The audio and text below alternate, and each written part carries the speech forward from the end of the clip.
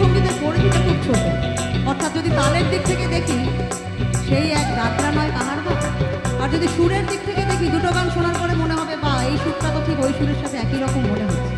তো আমরা এরকম এই একই রকম সুরে